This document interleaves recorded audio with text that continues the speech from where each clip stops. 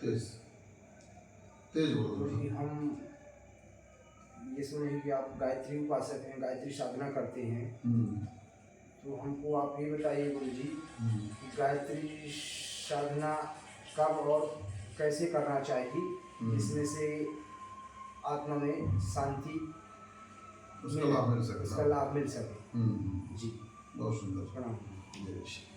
बहुत सुंदर प्रश्न आपने किया है। देखिए, कहा गया है शास्त्रों में कि गायत्री याम परमं न शोधनम पाप कर्मणाम। गायत्री से बड़ा और कोई भी शोधन करने वाला जीव का नहीं है। जीव के पापों का जो गायत्री के द्वारा, गायत्री मंत्र के द्वारा जो परिष्कार होता है, उसके पापों का शोधन होता है, वो इससे श्रेष्ठ और कोई मंत्र नहीं है। तो गायत्री की साधना व्यक्ति को चाहिए कि सबसे पहले गायत्री जो है पवित्रता पसंद है।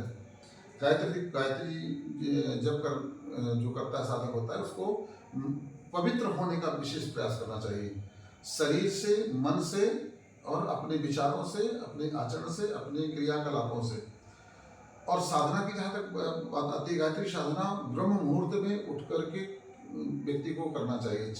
4 बजे व्यक्ति उठ करके स्नान करे। स्नान करने के बाद में जो है वो बढ़िया अपना एक पूजा का स्थान बना ले, वहाँ एक दीपक प्रज्वलित करके और जो है अपने गुरु गायत्री का जो है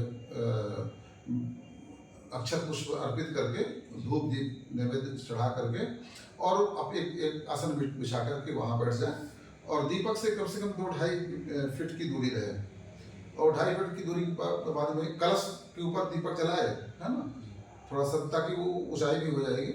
और इसके बाद में फिर वहाँ बैठ करके सुबह सूर्य उदय से 1 घंटे पहले से 1 घंटे बाद तक की गई गायत्री साधना जो है वो विशेष महत्वपूर्ण होती है, वो जो है विशेष फलदायी होती है। और सायंकाल भी ऐसा ही होना चाहिए और दोपहर में, क्योंकि हमारे यहाँ त्रिकाल संध्या का योग बताया गया है। त्रिकाल संध्या करने का योग हम जो है बताया गया है। 3 काल की संध्या होती है, एक ब्रह्म मुहूर्त में, एक दोपहर में जो 12 बजे जब सूर्य सीधे होते हैं, और एक शाम को जब सूर्य डूबने के लिए जाते हैं। ये त्रिकाल संध्या होती है। 3 त्रिकाल संध्या जो व्यक्ति करता है और तीनों समय पर लोटे में जल रखे रहिए, फिर उसको जो है उसके बाद उपासना के बाद में उस लोटे के जल को सूर्यार्घ दीजिए, है ना। सूर्यार्घ दे करके और सूर्य भगवान से भावना करिए, प्रार्थना करिए कि तमसो मां ज्योतिर्गम्य, अस्तो मां सद्गम्य, मृत्योर्मा अमृतम गम्य। ऐसा व्यक्ति अगर जो है, मैं समझता हूँ कि कम से कम 11 माला का जो नित्य जप करता है, 6 महीने के अंदर उसके जीवन में विशेष परिवर्तन दिखना शुरू हो जाएगा। उसके जीवन में सुख शांति और जो है वो अलग ही व्यक्तित्व दिखने लग जाएगा। फिर धीरे धीरे जीवन की हर समस्या का समाधान भी मिलेगा और आप ओजस्वी तेजस्वी होते हुए चले जाएंगे।